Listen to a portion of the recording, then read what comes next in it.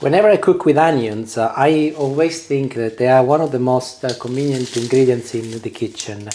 They are very cheap, they also last a long time, and if you cook them slowly with a little olive oil and just a few ingredients, it's amazing what you can do as a whole meal just using a few onions. And that is what I'll be doing today, a little bit like Cinderella. I will be transforming something which looks very plain at face value into something absolutely beautiful without much magic. So I've got 3 onions. They are large onions. I would advise that you use large onions for this recipe. And the first thing to do is to make sure that they can sit without wobbling too much. This is okay as it happens, but the other ones wouldn't. So I'm going to use a knife, and I will remove some of the bottom first, so that I get a nice solid base. Not a lot, just enough to ensure that they can sit nicely. So I'll show you with this one. Make sure that your knife is sharp and that sits perfectly now. And I'll do the same with the others. Do ensure that you do not take a lot off, because we will need the core of the onion as the supporting structure for the recipe in a little while. So I'll do the third one and I'll show you what I'll do next. Well, the next job is very simple. I'm just peeling them. I bought these about a week ago, and I did say something about lasting a long time. Look, they are just like the way when I bought them. So just remove the peel first. Another reason why I like onions is because they go from being very sharp to being very sweet as you cook them. And you might or might not know it, but they've got lots of fibre and antioxidant, and they really help feed your good bacteria and your gut. I've just removed the little caps from the top, and they can go in my compost bin, and I'm now removing about 1.5 centimeters from the very top, like this. So again, another straight cut vertically, and that's what I've done. And I'll do the third one, and then I'll show you what I'll do next. I'll keep these as I will be using them for my filler. And as onions feed good bacteria, I compare them to compost in your garden. You put it down and feed your plants, and quietly work in the background.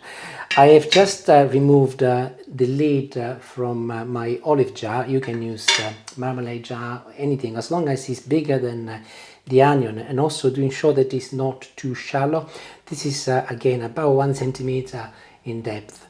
And the reason why it needs to be deep enough is because I'm going to be relying on the core to hold my onion together. So I'll put it down, and I'll go and cut the onion all the way down from the middle, and I'll stop obviously because my lid is there, and then I'll turn it around and I'll go on across just like this, and I'll repeat this another couple of times. So I will be making 8 pieces, equal pieces from my onion, and you will end up with something like this. I'm now using a steak knife, and I'm cutting a little hole on the top of my onion, almost like an upside down cone. Be sure that you do not use anything as big as this or anything like this. A little knife is perfect. You can also use a paring knife if you like. And I just done 2. I'll show you what I do with the third one, and then you can do it yourself. So get hold of the onion, and actually you most probably could do this even before you chop it in 8 pieces. And go with your steak knife and just on an angle, and cut across and remove the middle part of the onion until it just comes away. So continue going around, and you can see that it's just coming away. And this is perfect, as it will give me more space for my stuffing later. And of course any remaining onion will be part of the filling later. And the filling is exactly where I'm going to next. So I've got 3 slices of fresh bread. This is seeded bread, but you can use any bread you like, of course. And I'm using the large thick side of a cheese grater to grate it, so I end up with the fresh breadcrumbs. Of course you can also use a food processor for this if you wish, but I will be using the cheese grater later to also grate some cheese, so I'm saving on the washing up. Also you can use dry breadcrumbs if you like. I'm using fresh breadcrumbs because they will absorb a little bit less oil, and also they will look a little bit more rustic on my onions. But if you do use the cheese grater like me, do ensure that any larger pieces, you just pick them up again and you push them through so they all broadly look the same. And you will have seen that I've used 3 slices of bread, 3 large onions. Perfect. I can move this in a bowl, and I'll go and get some cheese next. And using the smaller size of a cheese grater, I'm now grating 60 grams of Parmigiano Reggiano. You can also use Grana Padano, or you can also use Pecorino. They're slightly cheaper, they're still Italian cheeses. But if you want, you can use different type of cheeses. You do not actually have to use the cheeses I'm using today. They are more Italian cheeses, but you can also use, for example, very strong mature cheddar to replace the hard Parmigiano Reggiano. And you can substitute the mozzarella, which is what I'm about to grate using the larger teeth, with some very mild cheddar, so that you get both that sharper and a softer taste.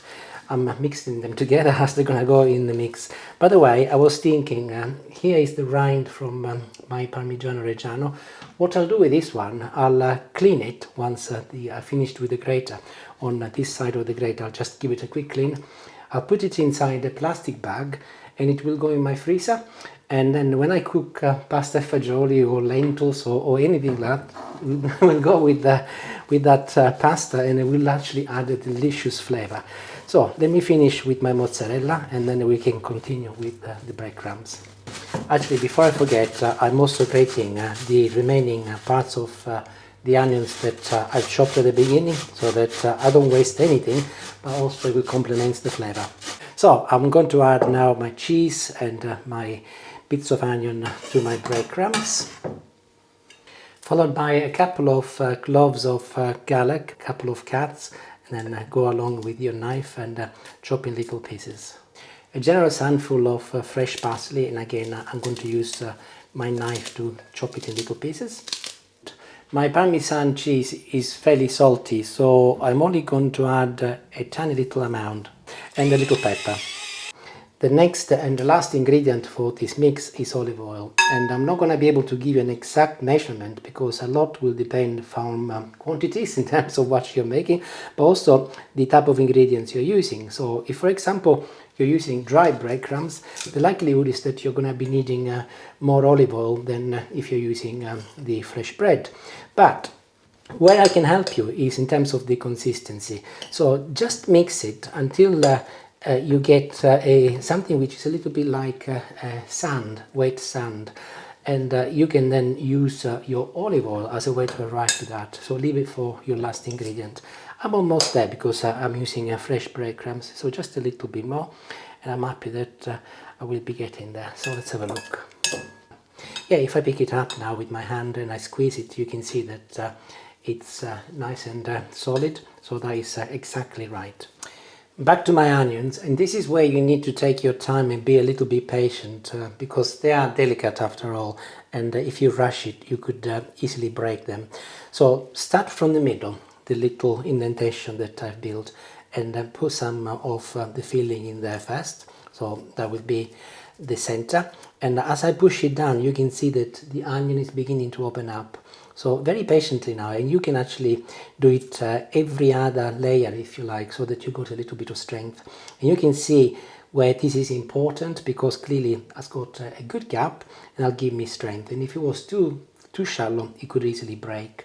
And I'll just start filling the gaps using some of my filling, and I'll couple of layers, and I'll get some more of my mix and put it in. And I'm gonna use my fingers to push it down as much as possible without breaking it, and I'll go all of the way around just like this. This is a recipe adapted from stuffing artichokes in this way in Sicily, but it's very difficult for me to get hold of artichokes in supermarkets over here, and even when I find them, they are incredibly expensive. Next time I go to Sicily and I'm there during the artichoke season, I'll make it using the artichokes, and I'll show you. It's clearly different, the procedure, but in terms of the outcome, it's not too dissimilar. Obviously, the taste will be different because this is an onion. So I've finished the outer layer, And I'm now going to find the next couple of layers here. So I'm going to move them slightly, and make sure that with my left hand I hold this side so that they don't break. I'll place my thumb over here so that I create a little gap, and I'll carry on. And that's why I say you need to be patient. So gently just go all the way around until you have filled all of the onions until you reach the center. Julie's just come to inspect my work. She said very impressive. I've just done the second one, and I'm recording it because I want to give you some proportionality. So this is where you start and this is where you end up with. So I'll do the third one, and then we'll move on to the cooking of those, and that is actually quite an interesting way of doing them. And the reason why it is interesting is because it's a very humble way of cooking.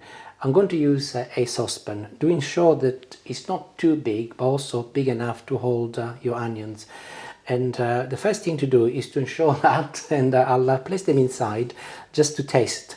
And you can see that by the time I put my last one in, which is over here, again, be careful, and I'll press it down. I'm not going to go all the way down, but they will fit in nicely.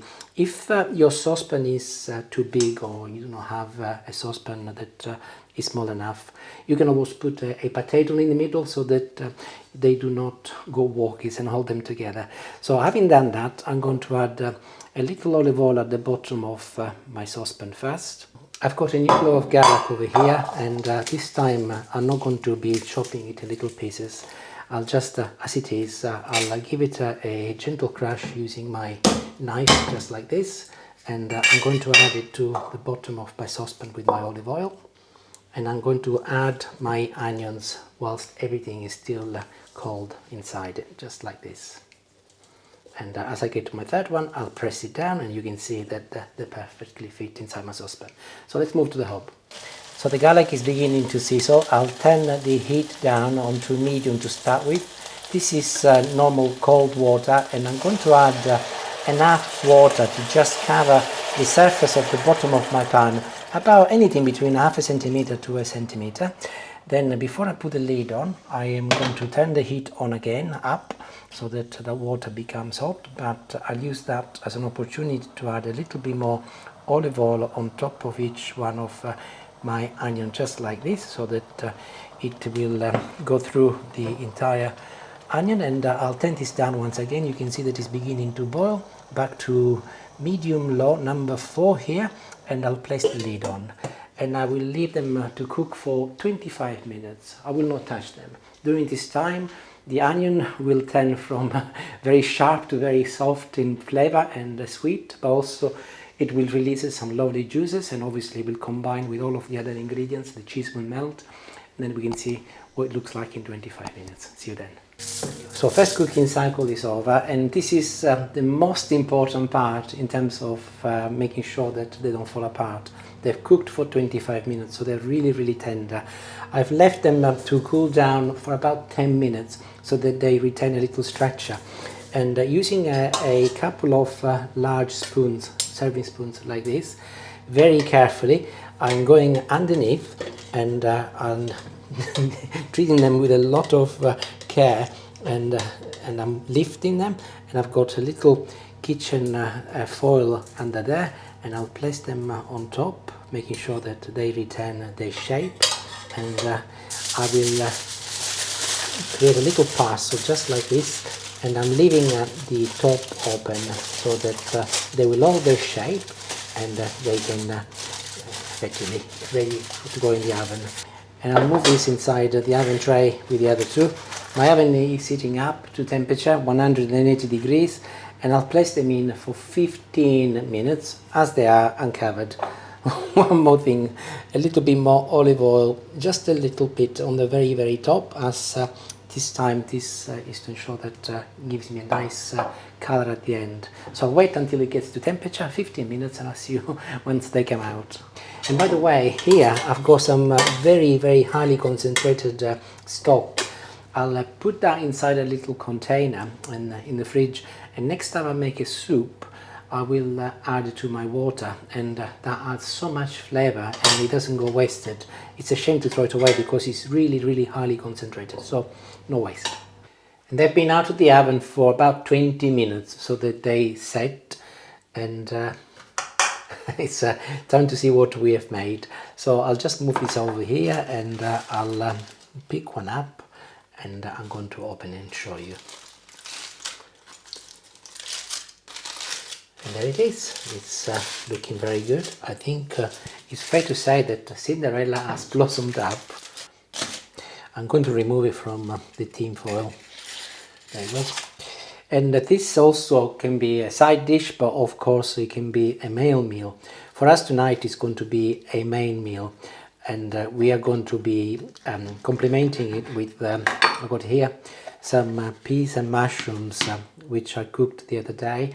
I have not made a video with this yet, but I will eventually, and I'll show you what it's like. And also we will have a little tomato salad with some mozzarella and olives. I'm going to taste it now, and I'm just checking it to see what it's like, and you can see that I'm cutting it with a steak knife, and it's actually going through very nicely. And of course, the larger the onion, the longer it might be the timing required for you to cook it, and the smaller the less time. But this is looking quite good. Let's have a look. It shouldn't be hot, but it's perfect. It's lukewarm. I did say they transform themselves, and it's beautiful. It's sweet, and the crunchiness of the breadcrumbs is delicious.